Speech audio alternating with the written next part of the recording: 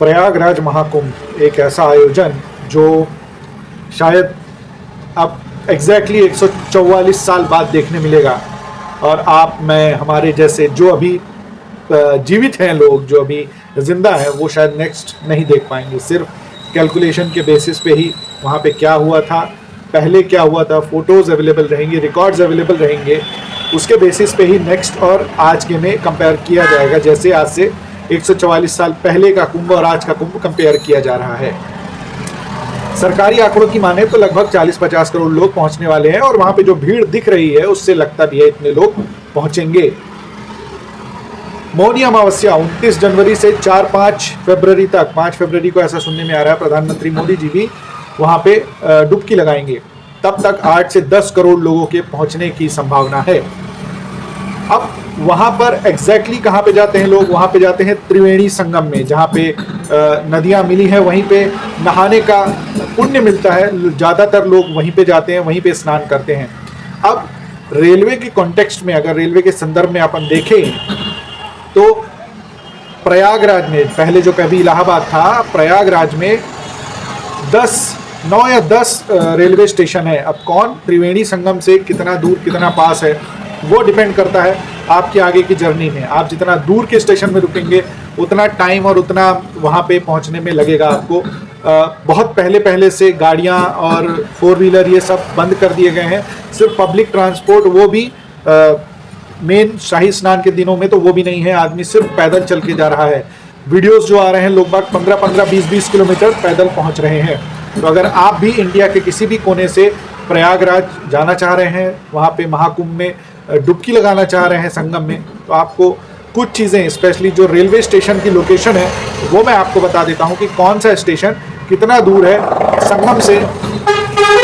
तो आप उस हिसाब से अपने अरेंजमेंट्स पहले से करके जाएं। यानी कि आप ज़्यादा दूर हैं तो आप अपने पाँव उतने हिसाब से मजबूत कर लीजिए, या फिर नियरेस्ट जहाँ तक आपको पब्लिक ट्रांसपोर्ट पहुँचा सके, या फिर सेल्फ के साधन से 4 व्हीलर से जा रहे हैं तो ज़्यादा से ज़्यादा करीब तक, संगम के करीब तक आपको पहुंचने मिल सके, वो आप अंदाज़ा लगा लीजिएगा।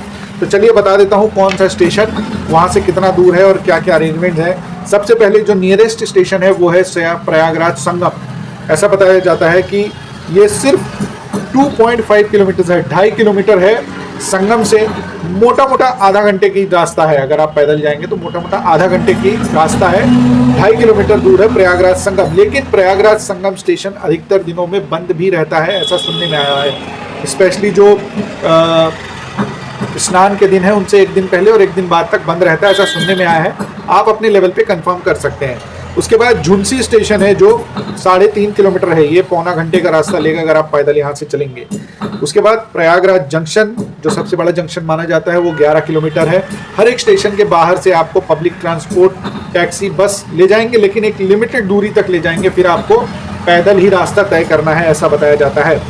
फाफामऊ जंक्शन 18 किलोमीटर पड़ता है। ये मेरे ख्याल से सबसे दूरी का स्टेशन है। 18 किलोमीटर मतलब आप अगर यहाँ से पैदल भी चलेंगे तो आपको 4 से 5 घंटे आराम से लग जाने वाले हैं। अगेन संगम 2.5 किलोमीटर का है। झुंसी 3.5 किलोमीटर का है। छेवकी, प्रयागराज छेवकी, स्पेशली एमपी से सतना साइड से जो गाड़ियां एंटर करती हैं वो छेवकी होते हुए जाती हैं। छेवकी की दूरी लगभग 10 किलोमीटर बताई जा रही है संगम से। यहाँ से आप मान के चलिए कि अगर आप पैदल जाएंगे तो 2 से 3 घंटे आपको लग जाएंगे। पब्लिक ट्रांसपोर्ट, बस, ऑटो वगैरह अवेलेबल रहेंगी, लेकिन वो भी एक लिमिटेड दूरी तक ही आपको पहुंचाएंगे। उसके बाद पैदल ही आपको रास्ता तय करना पड़ेगा।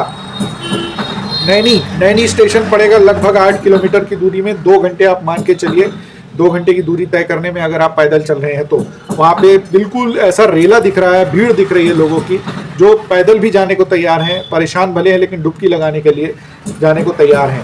ऐसा एक रामबाग 9 किलोमीटर पड़ेगा, प्रयागराज रामबाग। ये 2 से 3 घंटे आप मान के चलिए अगर आप यहाँ से पैदल जाते हैं तो। और आखिरी में सूबेदारगंज, ये भी सबसे दूरी वाले स्टेशनों में से है। 14 किलोमीटर की दूरी है प्रयागराज संगम से, जहाँ त्रिवेणी संगम है वहाँ से।